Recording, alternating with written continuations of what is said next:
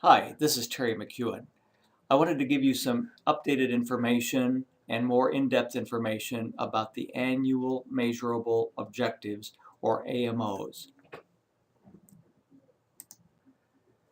Remember that we are no longer going to be climbing the stairway to heaven, and so the current chart that we've always been used to of 100% proficient by 2014 is now null and void, and so we will no longer refer to that particular chart. The four annual measurable objectives, or AMOs, are as follows: proficiency, achievement, growth or gain, and reducing the gap. Please notice that reducing the gap does not necessarily mean what we think of when we're talking about it around here in terms of equity. It really is reducing the gap between the lowest performing 30% of your students and the state benchmark. We'll go into more detail in a subsequent slide. And the same with growth. Growth is not like map growth where you're measuring the growth of one particular student.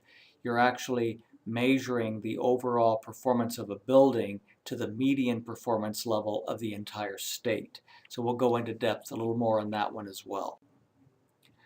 Proficiency is the AMO that we are probably most familiar with because it is most similar to the current AYP targets. The goal of proficiency clearly is to have the highest percent of your students possible at the meet standard or higher level. Achievement is similar to the proficiency AMO, except that it gives points for all the categories except academic warning. It's based on an assessment performance index that actually gives credit for moving students from one level to the next. You would gain points for moving a student from meet standard to exceeds, or from exceeds to exemplary, and for the first time ever, you're actually awarded some credit for having students scoring in approaches standard. The only category that does not gain any points for you at all is the academic warning area. So if you look at this particular chart, this is an example of a school that obviously has only 261 students taking the test, but you can see how the point values are awarded. That exemplary is worth 1,000 points, that academic warning clearly is worth 0, approaching 250, etc. So you take the total performance index points, the total points, divided by the number of students, and you come out with an overall index score. The higher the index score, the more likely you are to have met this particular AMO. So as you can see, we would definitely need to be above that 500 level with this index score, but you will gain some points for approaches standard to contribute to that score. That's different from anything we've ever had before. The growth AMO. Unlike map growth, where we are actually measuring the growth of an individual student or group of students from the beginning of the year to the end of the year, the growth AMO is actually measuring how far you are moving your school compared to the entire state of Kansas. And the attempt here is to get schools who are performing less well than 50% of the schools in Kansas to actually move to the right of that line and perform as well as the upper 50% of the schools in Kansas. So if you're already performing at a high level and you already have, let's say your AYP report from 2012 has you at 93% proficiency of your students, you would be in a already too high of a classification in order to make this particular AMO.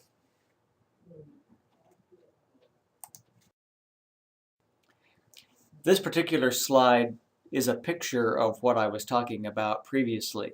So you can see the 50% line, the 50th percentile line, and the number of buildings in Kansas, which are, however many there are. You would need to make sure that your building was performing at a higher rate to the right of that 50th percentile line.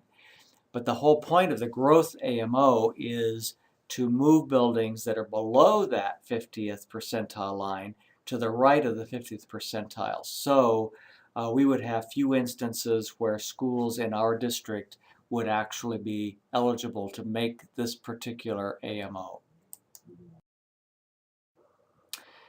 Reducing the non-proficient. This one is pretty straightforward. It essentially says that in 6 years, you need to reduce the percent of your non-proficient students by half. So, for example, the pie graph to the left shows about a 30% non-proficient rate, and that in 6 years later, in 2017 school year, the non-proficiency would be reduced to 15%.